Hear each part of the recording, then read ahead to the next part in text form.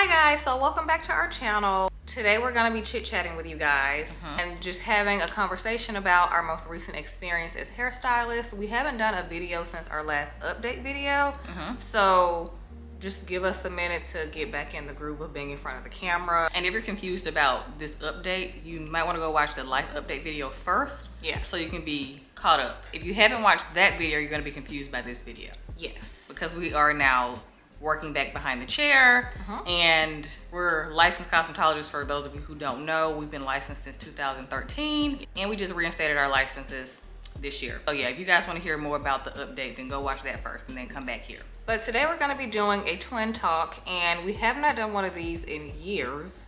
If you guys have watched any of our twin talks, you know this is basically like our podcast before podcasts were popular, pretty much. Pretty much. So we've been doing these for a while. We just haven't done one in years, pretty much, because we haven't had anything that we want to talk about. We've done like Q&A versions of this, but today it's just gonna be pretty casual and us just having conversation with you guys and each other and our experience as of recently. Yes, but before we hop into the video and before you guys go grab a snack, we want to thank the sponsor of today's video, which is Factor. So thank you, Factor, so much for sponsoring today's video. So you guys know we've been using Factor for quite a while now, and we love that Factor delivers fresh, chef-crafted meals right to your door, hoping to keep our daily meals healthy and worry-free. Factor also eliminates stress around cooking, planning, as well as cleanup.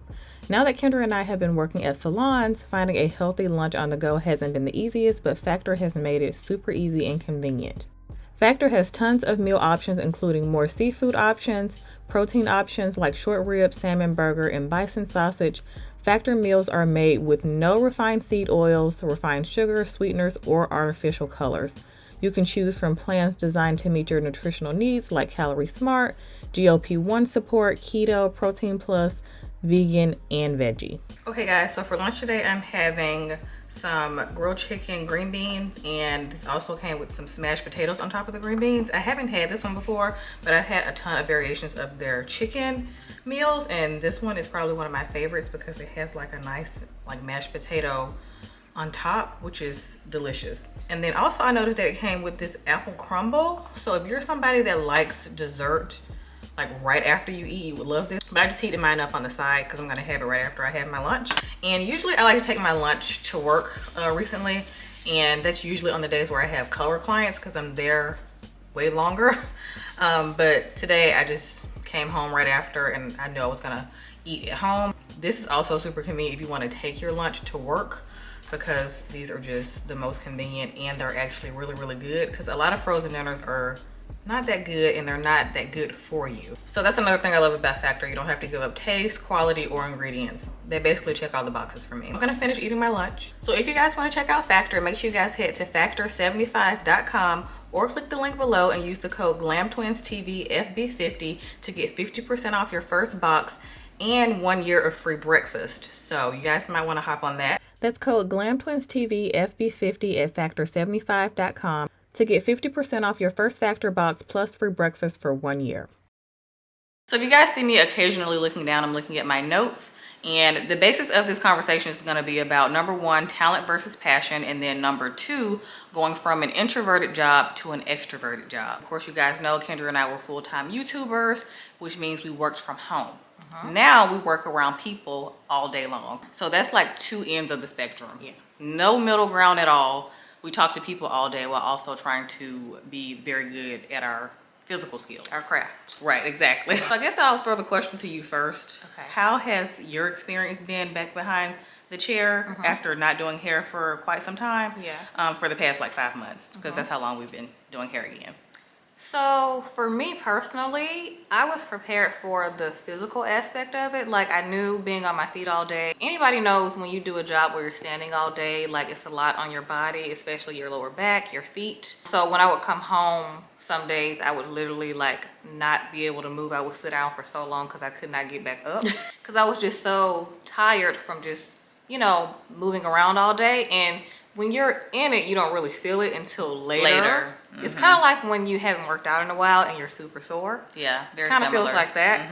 But this is like an ongoing thing. Like at one point, Kelsey used to feel like these knots in my back at one point. Yeah, they were hard. And thank God they're so much better now. But I was like, this can't be, this got to be temporary. Because I was like, this is not normal to feel like this every day. Yeah, I think your body was just trying to get back used to it. Yes, my body was just adapting to being in a physical job day to day. So the physical aspect has been better, but at first it was very challenging for me. I have like getting back into like a routine, as in waking up a little earlier, because I used to wake up a lot later working for myself. Yeah, that's so true. Because Kelsey and I are not morning people. I'm still not. I'm not and either. I don't think I ever will be a morning person. I don't either. Even though my body has been naturally waking up earlier because I have to get up earlier now.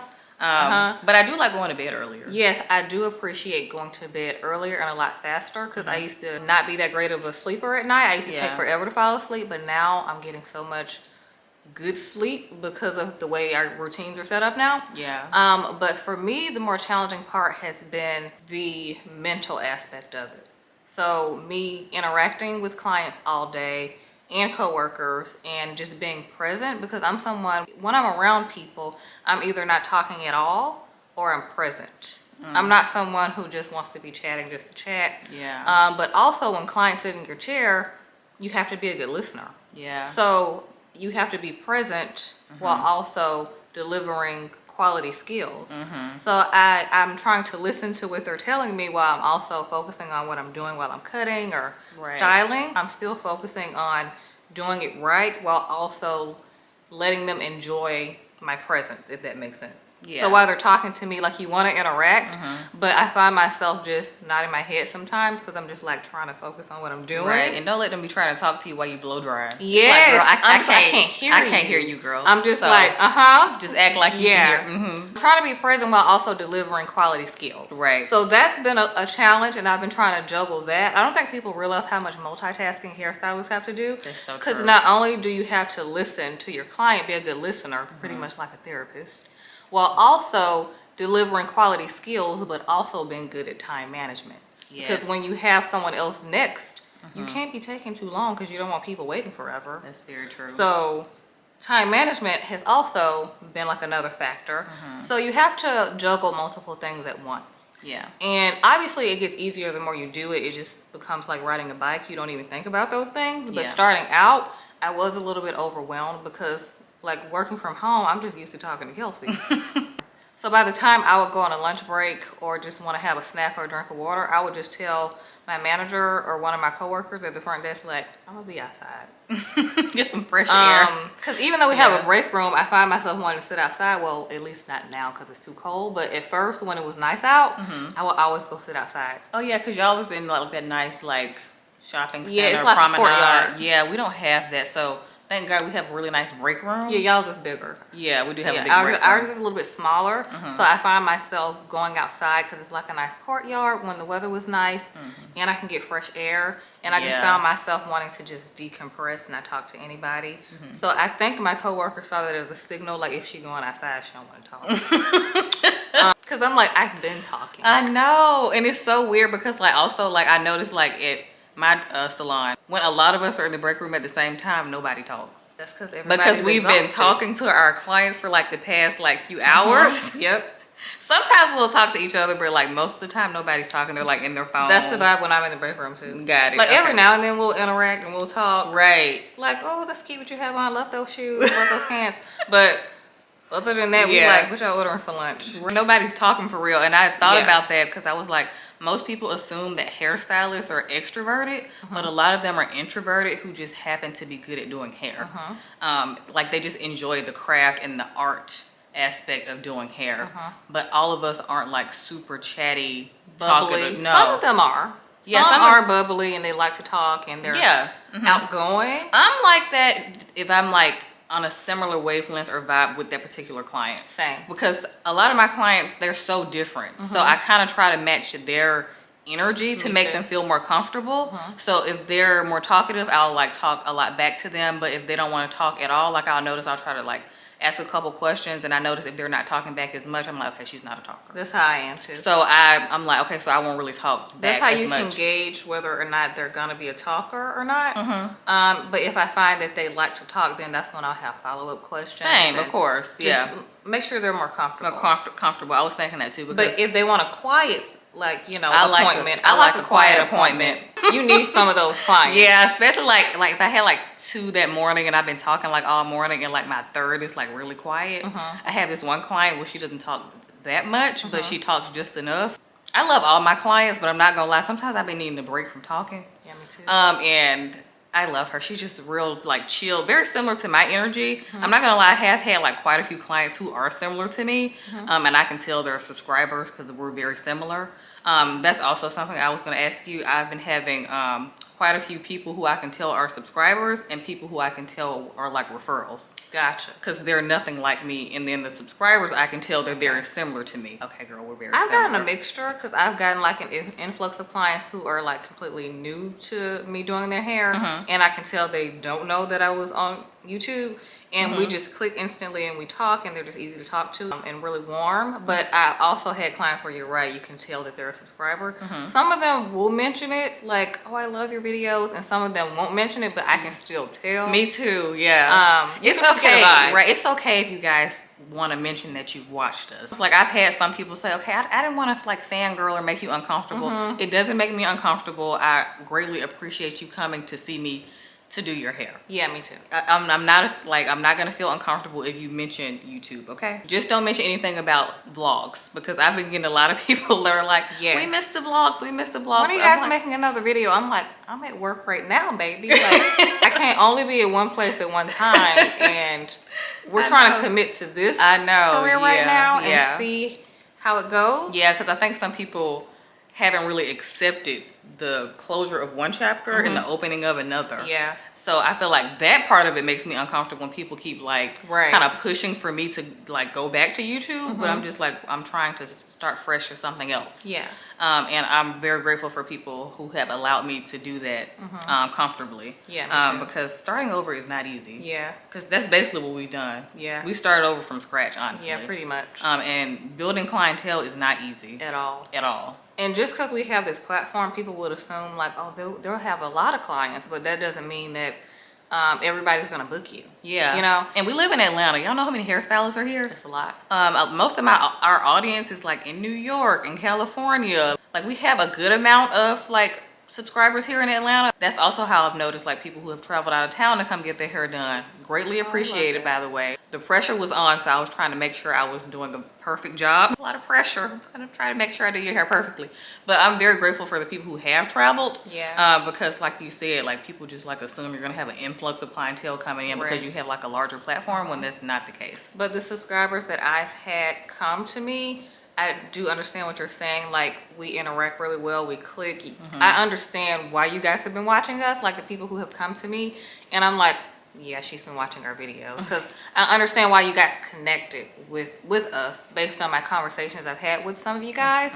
And I love that so much, because I'm just like, the conversation just flows so naturally when they're in my chair, and it just makes my job so much easier. That's so true. And it just makes me more comfortable interacting with clients who do watch us. And like, you know, it's just nice when you just click with someone and you the conversation just keeps flowing and you just feel comfortable with them. And I feel so blessed that you guys feel comfortable enough to sit in my chair, to trust me with your hair. Yeah. So I don't take that lightly either. Yeah, because I don't think people realize that picking a hairstylist is a very intimate experience. Like getting your hair done by somebody is very intimate. Yeah. I know that sounds weird, but it is. Like you're letting this person touch your head, and you're trusting us to do it and to make it look nice. So that's a big deal too. That I don't think people realize as hairstylists too. Because some people like when hairstylists charge a certain amount, I'm like, you're not just paying for one thing. You're paying for an experience. You're paying for quality, and you're paying for longevity of health. Like when you leave too, you don't realize that your work leaves the salon and it lasts up to like 3, 4, 5, 6, 7 weeks. 7 weeks. Color. Oh, I was about to say, what's silk press? Last 7 weeks. I'm mentioning. I'm referring to color in that aspect. Okay. I thought it's not good for your scalp. No, yeah. You had to specify. Got okay, it. color. Yeah, because I do color. Okay, yeah, back to you talking about the mental aspect of it. I wrote down that you exert just as much mental energy as you do physical.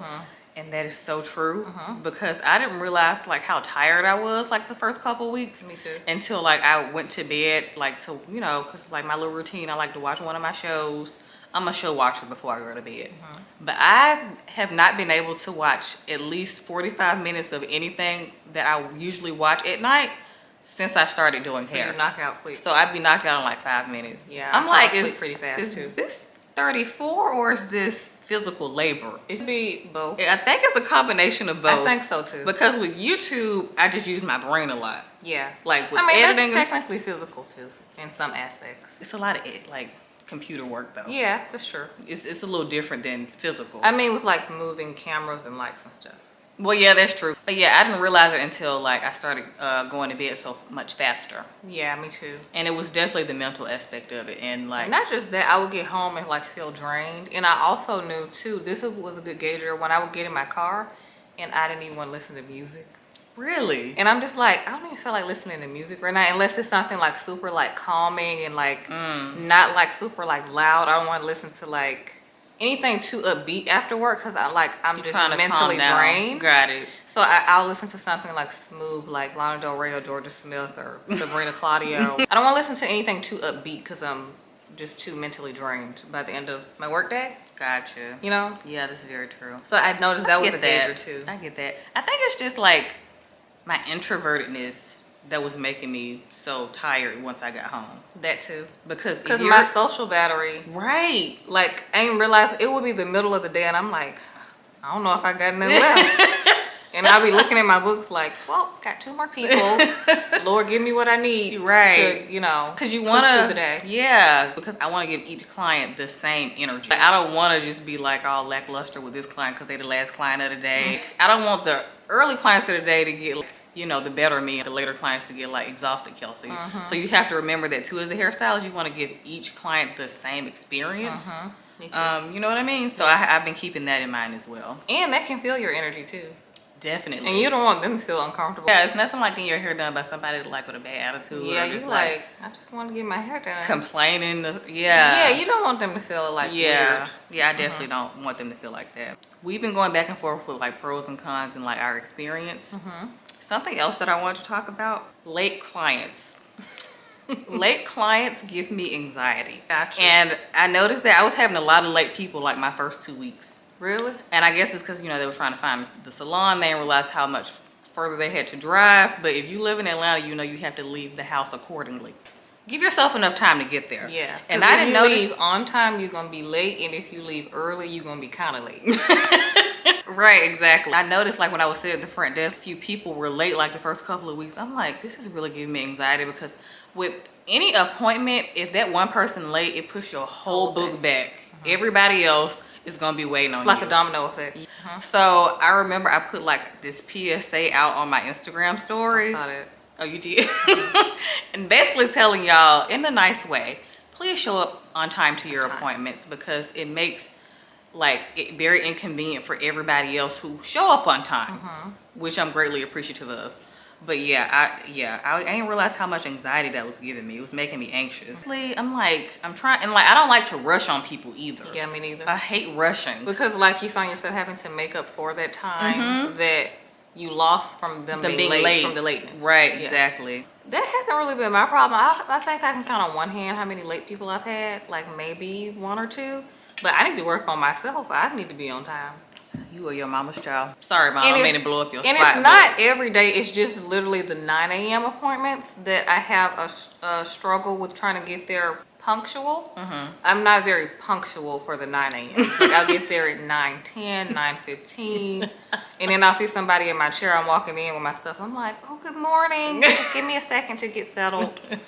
I apologize. Not a morning person. Right. I'm working on that. So it's just my 9 a.m. appointments. Other than that, I'm always on time. Just the 9 a.m.s I be struggling with. I feel you on that. Yeah. Yeah. Because that's literally what time we open on Saturdays. Sometimes I just struggle with being exactly at 9 a.m. No, I would too. I'm not a morning person. You know, my earliest appointment is at 10 o'clock. Gotcha. I don't do 9 a.m.s. If you notice when you've been booking with me and you see 9 a.m. blocked off, it's because I'm not there. But I do need to work on that. Okay. At least you're aware. Yeah. Yeah. So also something that I noticed, be careful what you pray for, because y'all know I love color. But I'm starting to resent it a little bit. And I only say that because I've been getting a lot of color corrections. If you don't know what color correction is when somebody comes in like with the color that I want, you have to basically like correct it. Either like use pigment remover to remove the box dye out of their head. And black box dye is so stubborn. And I've had at least 3 of those in like the past month. It's hard to get rid of. And it's so hard to get rid of, and it's super unpredictable.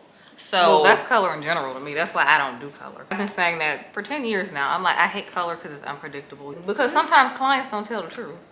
Yes, what was on their hair, That's which why. makes my job harder. But that's why I ask a lot of questions when I do have color clients. I'm like, how long have you had this color in your hair? Because then I can gauge what I need to do and like the plan that I have for your hair. Like I literally have folders for each one of my color clients, so Smart. I don't forget their formulas. But the black box dye, y'all gotta stop coming in with black box dye and expecting to be blonde in 2 weeks, expecting all of it to be gone in one session. If you want to like your hair. Right. And So if like, you want to still have hair. right, because I'm trying to do it in a healthy way. Yeah. Like if I'm like lifting somebody or something like that. I just thank God for my Aveda education because it's been helping me a lot. Oh yeah, that color theory. It was like the most difficult part of the beta, but it's hard to forget some of those things that we were taught. Yeah, just stick in your head. Because like I never get the fact that, like you said, box dye is like a nightmare to get rid Henna. of. And henna, you cannot get rid of it. Yeah. Like you might as well just get used to having dark hair forever. Yeah, just until you go gray. Exactly. So if you got henna in your hair, you can forget being blind. It's gonna have to grow out. I don't think you would want to deal with it. No. Cause some things just aren't worth the stress. No. I'm sorry. No, my boss has like texted me like, oh, she has henna in her hair. Do you want to take her? And I'm like, no, sorry. Pass it to somebody else. I can't do it. Because I know that it's going to be impossible. Gotcha. Because henna is almost more stubborn than It's extremely black stubborn. box dye. Yeah. Oh, I wanted to ask you, since I'm talking about color, because like I still love color just as much as I did in cosmetology school. But I did notice that as I'm doing more of my color appointments, that copper and reds are still my favorite. Well, you've always liked reds, even though reds to me are just like super fickle and they don't last. Well, they're not fickle, they're just very high maintenance. Well, high maintenance. If you have red hair, then you know it's very high maintenance because it washes out fast. You can't use water that's too hot. You got to make sure it stays moisturized. You gotta use the right product. Right, yeah. But I noticed like within like the color appointments that I've been having more fun doing my copper and like red clients. And I want to do more of those. If you want a red transformation and you don't have black box dye in your hair, then call me. But I did want to ask you, do you still love doing bobs as much as you did in cosmetology school now? It depends on the kind of bob. I will say the super blunt bobs are harder than they look. They aren't as simple as they look. Let's just say that. No, they're really not. Because they got to be so clean. They have to be extremely clean. You can see any little mistake that you would make. And I'm super meticulous when I'm doing those, and I'm extremely paranoid and anal.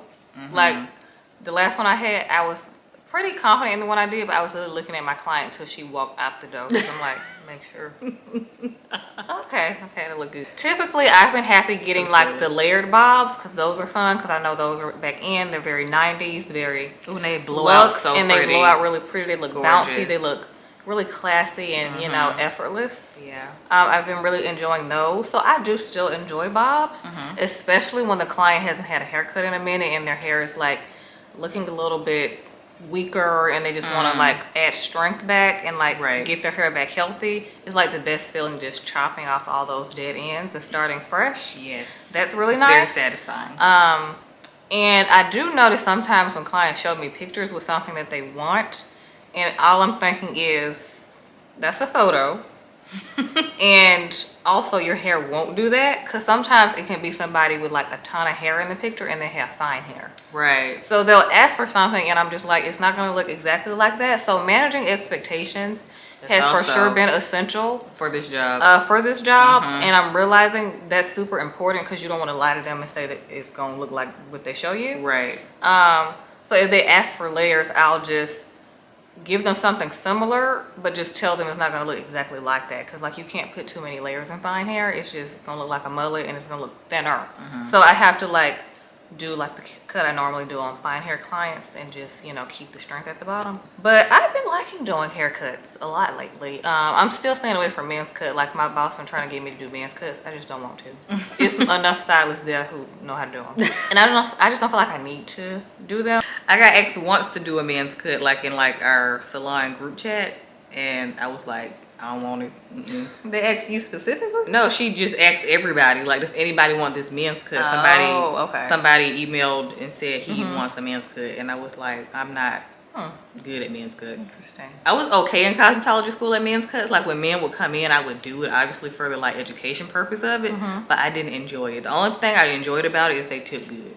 Yes, they do. They do tip well, because I noticed that when at Aveda, I would get a lot of men's cuts and I would get the same ones. They're very loyal. They keep coming back. They really do. So I did enjoy that at Aveda, but I just don't like doing men's cuts. Right. So I'm not going to keep doing something that I don't enjoy. I don't enjoy doing them. So. Oh, something else that I was thinking about, like how much hairstylists impact people's confidence. Oh yeah, for sure. Because that's one of the reasons why I wanted to do this job. Me too. Yeah, same. Because some people just look at they look down on hairstylists. I feel, because it's like a trade job, and they don't look at it as like a real big career. No, it is a career, and for sure. I just feel like it's a skill. Exactly. If it was easy, everybody would do it. Yeah. Because like I don't know how many people come in my chair, and when I explain something that's simple to me, and they're like, no, I don't get how to do that. Because with a lot of my curly sessions, I also show you how to style your hair like at home, and some of the techniques that I would do is simple to me, but they would be like, see, I tried that, it doesn't work. I'm like, you just have to practice it, right?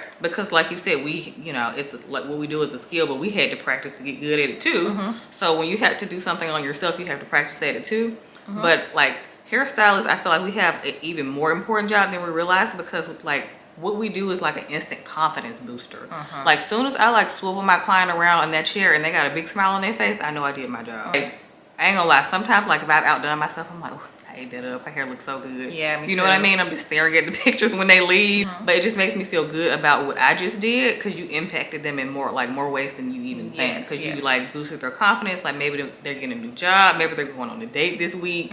You know what I mean? So like what we do is a lot bigger than people think. Yeah, for sure. You impact people's self-esteem, which translates to them having a better life, better mental health, better physical health. It's like a good domino effect of, you know, them being a better version of themselves, and that a lot of times starts in the salon chair. And for me, like when you say people don't see it as like a real career, they clearly haven't done enough research on what it takes to be a hairstylist, a good one, like a skilled one, because the time and effort you have to put in to not just be good, educate yourself, but to stay good. Because this industry is constantly evolving. And not only do you have to obviously have a natural ability to do hair, because obviously being in beauty school and working in salons, you can tell when someone's gifted and when someone's just been taught. Going through the motions of hair. You can tell some people just aren't hair literate. So sometimes people knock talent. And you can absolutely have talent in this industry.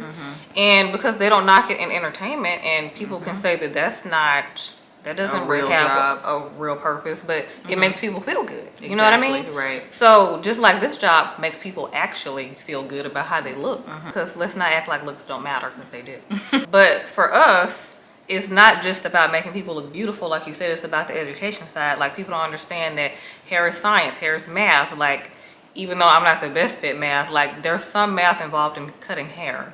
Like people don't understand like elevation, like the geometry that is in hair sometimes. Like you would be surprised at one thing that you can do to mess somebody's hair up. You know what I mean? Well, you know what color. And like the direction that you cut matters. And then with color, seconds. the chemistry behind color is absolutely It's science. It's not simple. It's a very complex skill to have, and I respect colorists so much. You got to be smart to do it well. And also, there's so many freehand things done to get the looks that people desire these days. Yeah, that's true. And that's pure artistry. That's an artist.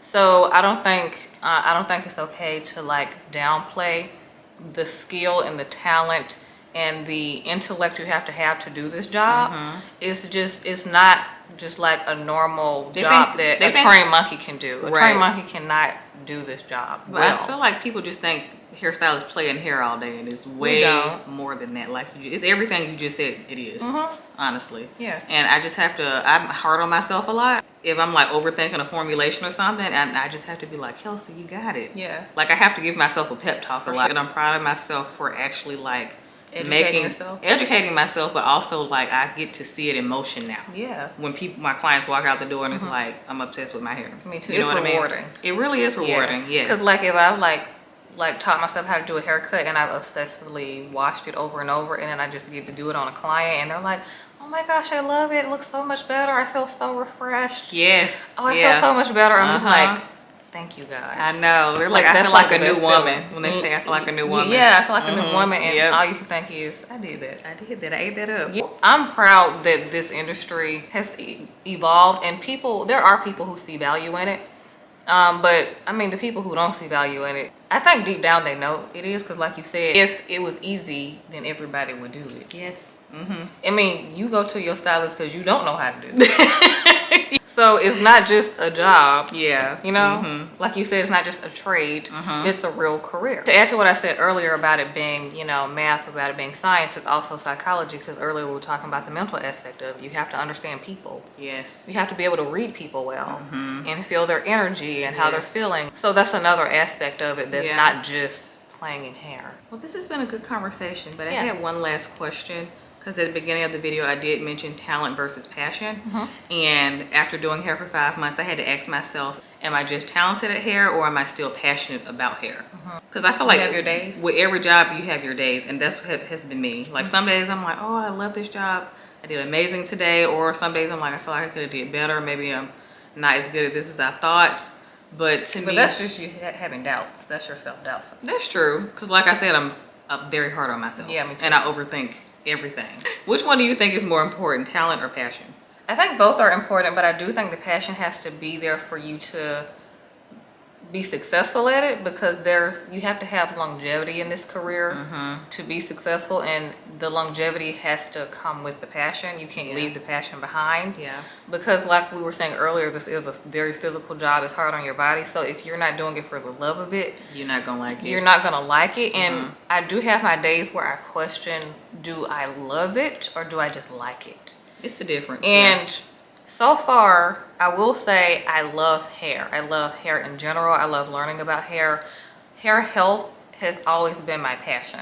Doing hair, I won't say that I'm passionate about it yet, because 5 months in, I do have my days where I'm like, if I was presented another job in beauty, I wouldn't turn it down. Got it. Like, I would not leave hair for something else. Right. And that's just me being honest. But I do enjoy like transforming clients. Right. I will say I do enjoy it. I'm not like miserable at work. I'm not gonna say that, because I'm not. It's a blessing to be able to do what we do. But do I love it? No. Do I like it? Yes. Gotcha. So I'm holding on to the like right now, but I'll always be passionate about hair. And I think that is essential to being good at this job. Yeah, that's my answer. Did I answer your question? Yes, you did. And it made me think too, passion is what keeps you going. Even when you have days where you don't love it. Yeah, passion is what keeps you going. So I want to ask you guys, which one do you think is more important in your own careers or people that you know in general? Do you think talent or passion is more important when it comes to careers and jobs? Because a lot of people are good at jobs that they're not passionate about. Yeah, because you can be good at something that you don't really enjoy. That's a lot of people. I know. So yeah, I just thought this would be a good conversation to get going in the comments. So yeah, I think this was a good conversation that we had too. So yeah, we hope you guys enjoyed this twin talk. Don't forget to follow our hair pages. We'll have them on the screen and the description box for you guys. And don't forget to check out Factor. There will be a link for that in the description box as well for you guys. So I hope you guys enjoyed today's twin talk, and we'll see y'all next time.